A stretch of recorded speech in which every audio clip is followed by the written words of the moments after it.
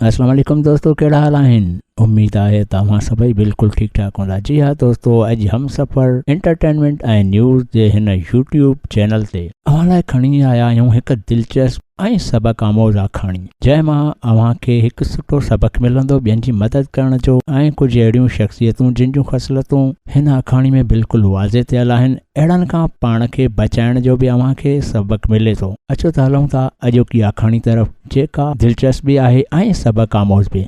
उम्मीद आहे त हीअ आखाणी अव्हां खे ज़रूरु पसंदि ईंदी। आखाणी ॿुधण बैदि पंहिंजी राय खां आगाज़ ज़रूरु कंदा त जीअं असां अॻिते बि अहिड़े क़िस्म जे मौज़ूअनि ते अव्हां लाइ वधीक दिलचस्प ऐं सबक़ आमोज़ आखाणियूं खणी अची सघूं। शुरू कयूं था अॼोकी आखाणी। अॼोकी ॻाल्हि, झंग जो राजा शींहुं।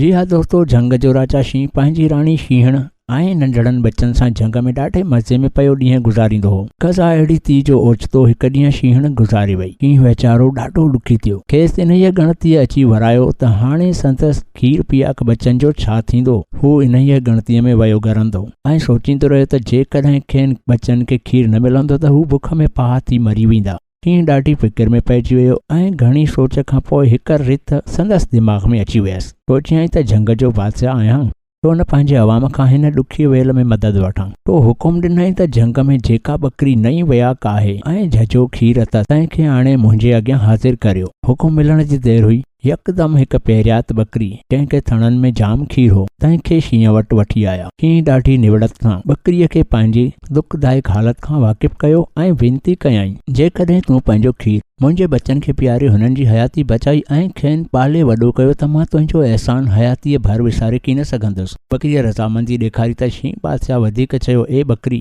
मुंहिंजा बच्चा जॾहिं वधी वॾा थियनि ऐं पाण मुरादो हलण चलण ऐं शिकार करण जहिड़ा थियनि त पोइ तूं भल वापसि मोटी वञ, छाकाणि जो मतां हू तुंहिंजो पूरो क़दुरु न कनि ऐं हू तोसां अढंगो रवैयो ॾेखारनि जो मूंखे पशेमान थियणो पवे। इन ॾींहं खां वठी माई बकरी शींहं जे बचनि खे पंहिंजो खीर पीआरींदी रही ऐं संदन परघोर कंदी रही। हूअ शींहं जे बचनि जो एतिरो ख़्यालु रखंदी हुई जो पाण वेई ज़ईफ़ थींदी, पर कॾहिं बि का शिकायत कान कयईं, बल्कि फ़र्ज़ ते पुख़्ती रही। नेठि उहो ॾींहुं बि आयो जो शींहं जा बचड़ा मची मुड़सती हलण फिरण ऐं शिकार जे लाइक़ु थिया। तॾहिं बकरी लंघी शींहं वटि आई ऐं मोकिलाईंदे शींहं खे चयईं, हाणे मुंहिंजो फ़र्ज़ु अची पूरो थियो आहे। अव्हां जा बच्चा हाणे लाइक़ु थिया आहिनि ऐं पंहिंजो पाण ई पाले सघंदा। हाणे मूंखे मोकल ॾियो त माॻ वञा। शींहं राजा संदसि वॾियूं महिरबानियूं मञियूं ऐं बेहद ख़ुशि थींदे चयईं, तूं मूं ते ॾाढा वड़ कया आहिनि, जेकी खपई सो भली घुरी वठि। बकरीअ न्याज़ सां वराणियो, ए झंगल जा राजा, अव्हां जेको सची दिलि सां मुंहिंजो क़दुरु कयो आहे, तो ई मुंहिंजे लाइ तमामु घणो आहे। इहो मुंहिंजे लाइ सभ खां वधीक इनाम आहे। ॿी कंहिं बि शइ जी मूंखे तलब कान्हे। पोइ बि शींहं माई बकरीअ जा हज़ार शुक्राना मञिया ऐं खेसि सूखड़ियूं पाखड़ियूं ॾेई घर ॾांहुं रवानो कयो।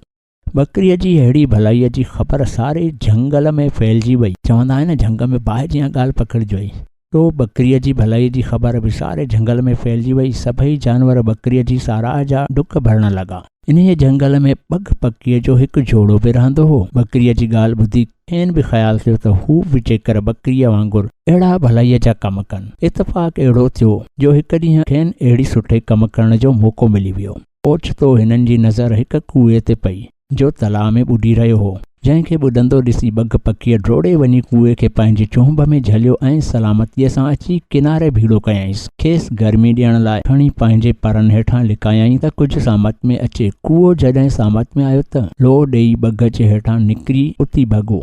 बग कुएं खे अञा बि वधीक आराम ॾियारण जे लिहाज़ खां पकिड़े वरितो, पर जीअं ई पंहिंजा पर खोलियईं त ॾिठईं त जिन खंभनि में कुएं खे लिकाए आराम ॾियारियो हुअईं से टुकिया पिया आहिनि, यानी कुएं उन्हनि खे कुतरे छॾियो हो। हींअर संदसि उॾामण बि ॾुखियो थी पियो हो। तॾहिं संदसि अखियुनि में पाणी अची वियो। मादी बग ही रोइदाद ॾिसी पंहिंजे नर खे चयो, अहसान ज़रूरु कजे ऐं थी सघे त सभु कंहिं ते कजे, पर अहसान करण खां अॻु में संदसि ज़ात ऐं आदतनि खे ज़रूरु ॾिसणु घुरिजे।